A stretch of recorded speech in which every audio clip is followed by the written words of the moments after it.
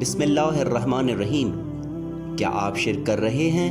شرک کے مختلف مراحل ہیں۔ ایک شرک خدا کی ذات کے بارے میں ہے۔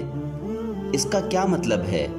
شرک یعنی اس بات پر یقین رکھنا کہ خدا وحدہ لا شریک کی ذات واحد نہیں بلکہ مزید خدا بھی موجود ہیں۔ مثال کے طور پر اس پر ایمان رکھنا کہ بارش برسانے کا بھی خدا ہے اور بادل کی گرج کا بھی ایک الگ خدا ہے۔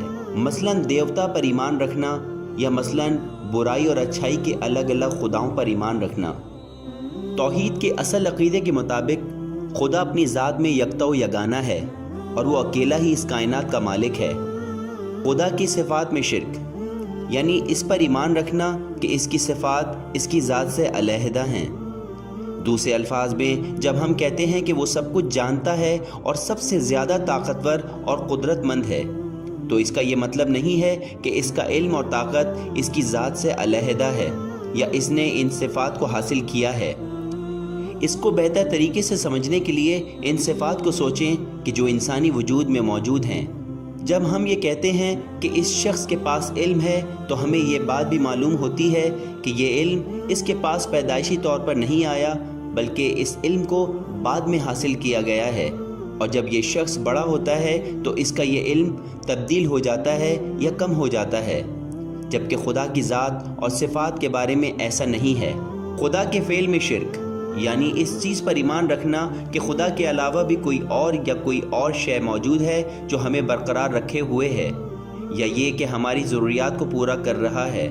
مثال کے طور پر اس بات پر یقین رکھنا کہ ایک ماہر ڈاکٹر کچھ ٹیکے اور دوائیں آپ کو بیماری میں شفا عطا کرتی ہیں، یا جب ہم بیمار ہوتے ہیں تو ڈاکٹر ہمیں شفا دیتا ہے۔ اصل میں یہ اللہ رب العزت ہے جو ڈاکٹر اور دواؤں کے ذریعے سے ہمیں شفا عطا کرتا ہے۔ اطاعت میں شرک یعنی اللہ کے احکامات کے علاوہ کسی اور کے احکامات پر عمل کرنا۔ دوسرے الفاظ میں کیونکہ اللہ تبارک و تعالی خود ہمیں پیغمبر اور اولی الامر کی اطاعت کا حکم دیتا ہے، لہٰذا یہ شرک نہیں ہے۔ اہم نقطہ یہ ہے کہ گناہ کرنا بھی اللہ کی اطاعت کے شرک کے زمرے میں آتا ہے۔ آخر کیوں؟ کیونکہ جب ایک بندہ اپنی خواہشات نفسانی کو پورا کرتا ہے یا شیطان کی سرگوشی کی اطاعت کرتا ہے تو اس کا یہ مطلب ہے کہ دو مالکوں کی اطاعت کرنا یا اللہ کی نافرمانی کرنا۔ عبادت میں شرک یعنی ظاہری طور پر خدا کی عبادت کرنا جبکہ دل میں وہ اللہ کے علاوہ کسی اور چیز کی عبادت کرے، جیسے دولت، نوکری وغیرہ وغیرہ۔ مثال کے طور پر اگر کوئی شخص اپنا پسندیدہ شو دیکھ رہا ہے اور نماز کا وقت ہو جائے تو وہ کس چیز کا انتخاب کرے گا؟ اگر وہ نماز کو نظر انداز کرتا ہے تو اس کا یہ مطلب ہے کہ اس نے ٹی وی شو کو خدا بنایا اور اس کی عبادت کی۔